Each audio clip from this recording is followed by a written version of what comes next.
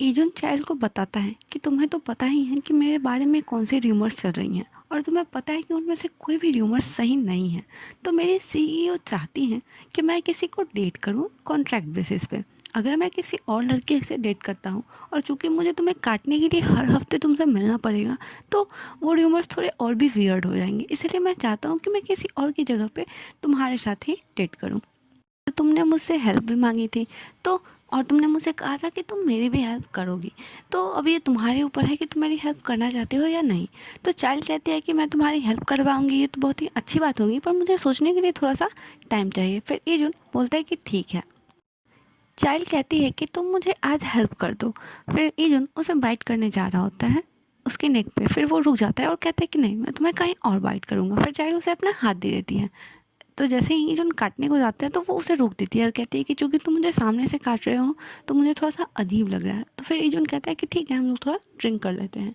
और वो अपने बैंगन के बाल वाला दोस्त के जो अल्कोहल लेके आया होता है उसी को पीने की सोचते हैं। और वो ड्रिंक 30 साल पुराना होता है तो वो चाइल्ड को काफ़ी पसंद आता है। फिर चाइल्ड ईजुन से पूछती है कि तुम कॉन्ट्रैक्ट रिलेशनशिप क्यों करना चाहते हो, तुम चाहते हो तो रियल डेटिंग भी कर सकते हो क्योंकि तुम इतने फेमस हो कि तुम्हें तो बहुत सारी लड़कियां पसंद करती होंगी। तो ईजुन कहता है कि मैं किसी को डेट नहीं करना चाहता क्योंकि मैं अभी भी अपने फर्स्ट क्रश को पसंद करता हूँ। चाइल्ड कहती है कि तुम तो बहुत ही ज़्यादा रोमांटिक हो। तो ईजुन कहता है कि हाँ, मेरी फर्स्ट क्रश बहुत ही ज़्यादा चार्मिंग है। उसके बाद चाइल्ड ईजुन से कहती है कि क्या हम लोग टीवी देखें। तो ईजुन कहता है ठीक है। फिर वो टीवी चालू कर देता है तो टीवी पे हमारे चिकने चमकीले थोबड़े यानी कि लियोन का ही गाना बज रहा होता है।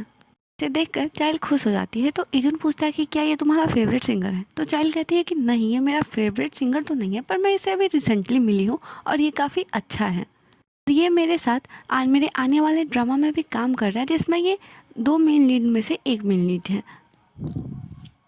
जो सुनकर ऑफ कोर्स हमारे ईजुन को तो बिल्कुल भी अच्छा नहीं लग रहा होता है। फिर लियोन का जो गाना हो रहा है उसके लिरिक्स कुछ ऐसे होते हैं कि तुम्हारे बगल में जो लड़का बैठा है वो तुम्हारा कोई नहीं लगता, मैं उससे तुम्हें छीन लूँगा और तुम्हें अपना बना लूँगा। तो ईजुन कहता है पता नहीं कैसे बकवासन के लिरिक्स लिख रखे हैं इन लोगों ने। फिर ईजुन अंदर से कुछ और खाने पीने का सामान लेके आता है तो वो देखता है कि चाइल्ड तो तब तक सो चुकी होती है। फिर ईजुन सोचता है कि लगता है ये पीने के बाद सो जाती है।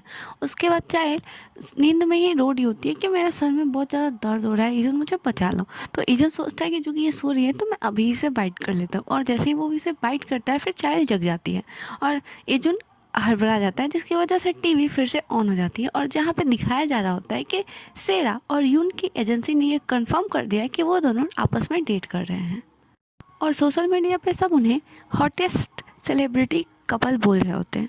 और ये एपिसोड यहीं पे ख़त्म हो जाता है। तो stay tune and thank you for watching.